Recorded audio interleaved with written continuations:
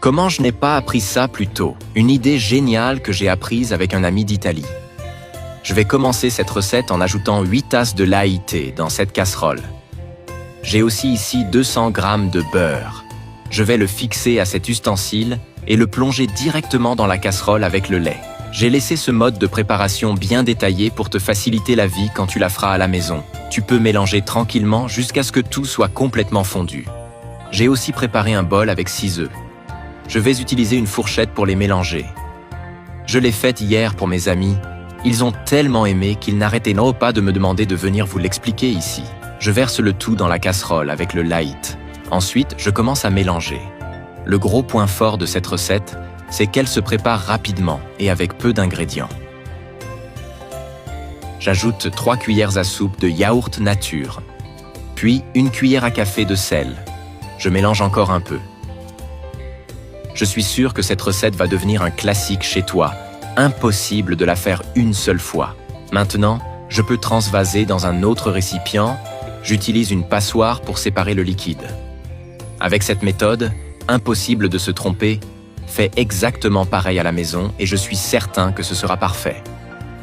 Dis-moi de quelle ville tu nous regardes pour que je t'envoie un petit coucou spécial. Le coucou d'aujourd'hui va à Julien Moreau de Nantes. Je suis vraiment content que tu apprécies nos recettes. Tu peux appuyer avec une cuillère, exactement comme je le fais ici. C'est le genre de plat qui transforme un repas simple en quelque chose d'inoubliable. Je mets ce qu'il y a dans la passoire dans ce filtre en tissu.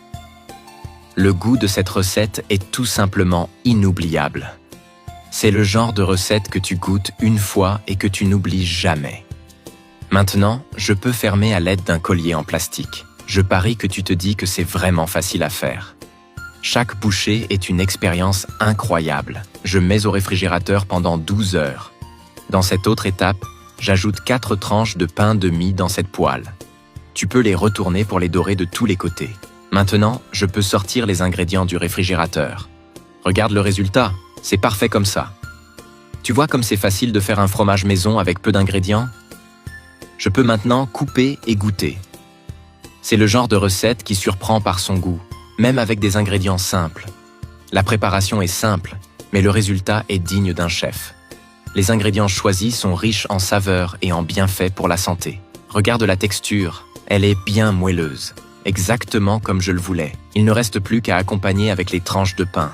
Comme ça, regarde comme c'est joli. En quelques minutes, tu as un repas merveilleux prêt. Parfait pour les jours où on veut bien manger, sans se compliquer la vie.